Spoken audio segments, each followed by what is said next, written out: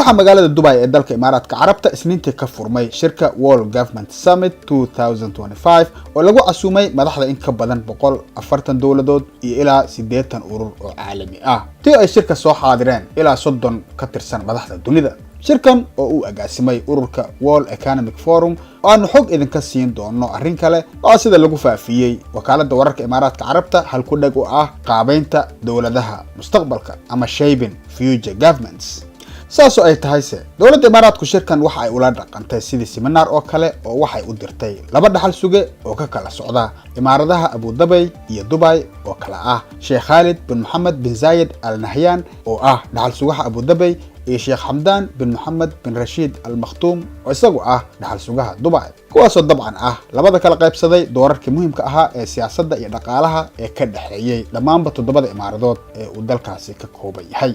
waxaana shirkan lagu casuumay oo door wax ku ool ah laga siiyay madaxweynaha maamulka Somaliland Cabdiraxmaan Maxamed Cabdullaahi Cirro, balse waxaan shirkan ka muuqanin dowladda federaalka Soomaaliya marka laga reebo ilaa 3 wasiir oo lagu tahriibiyay magaca Somaliland haddii wax lagu qaato sawirro lagu faafiyay baraha bulshada.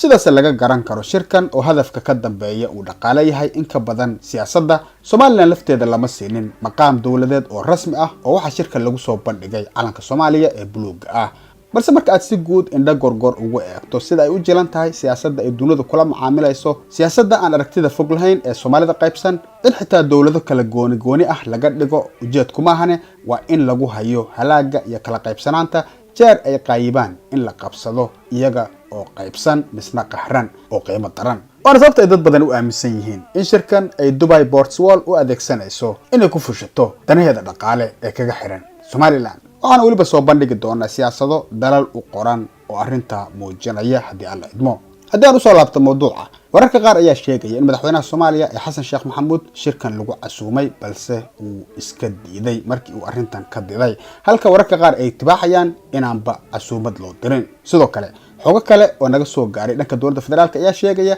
in madaxda sare ee dowladda federaalku ay ku amartay wasiiradeeda shirka u tagay Dubai inaanay ka qayb galin. dalkeeda ilaa iminka ma jirto tilaabo muuqata ama bayaan rasmi ah oo ka soo baxay dowladda federaalka Soomaaliya oo ku fogaan sida ay ula xaalayaan Imaaraadka oo hore iskugu dayay inay qaybiyaan isla markaana burburiyaan dalalka Carabeed ee Yemen, Liibiya iyo Suudaan oo si ahaan laba oran karo waxay uga dhow yihiin Soomaaliya. waxaase muuqatay tilaabo halhaleel ah oo lagu tilmaami karo falcelin shirkan ku saabsan oo ay qaaday madaxtooyada filla Soomaaliya markii uu madaxweynaha Soomaaliya khadka telefoonka kula hadlay amiirka dalka Qatar Amiir Tamiim bin Hamad oo ay ka wada hadleen xaaladda gobolka iyo arrimaha hortabinta u leh labada dal sida lagu yiri qoraal kooban, iyadoo gadaal laga raaciyay hadal tiro alaaba ku soo noqnoqda bayaanada ka soo baxa dhinaca siyaasiyiinta Soomaalida kaasoo laakiin aan xambaarsanayn nuxur badan oo mucayan ah. waxaan u dhignaa labada hogaamiye ayaa isdul taagay xiriirka laba geesoodka ah iyo fursadaha lagu sii hormari karo si loo xoojiyo iskaashiga dhow ee ka dhaxeeya Soomaaliya iyo Qatar.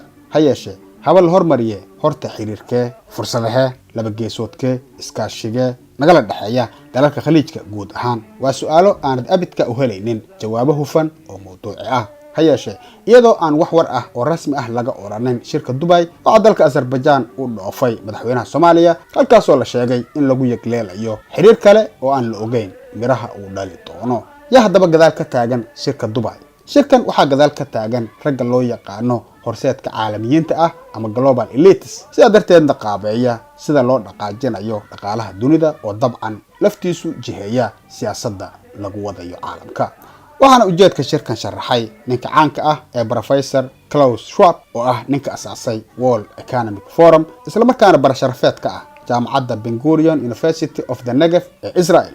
waxaana xusay inay dowladaha dunida isugu keeneen sidii loo abuuri lahaa wax uu ku sheegay xayndaab dhowraariya anshaxa siyaasadeed ee lagu maamulayo tiknoolajiyadaha cusub min caqliga macmalka ah ilaa lacagayowga danabaysan. maxamed xaaji, hadal same TV.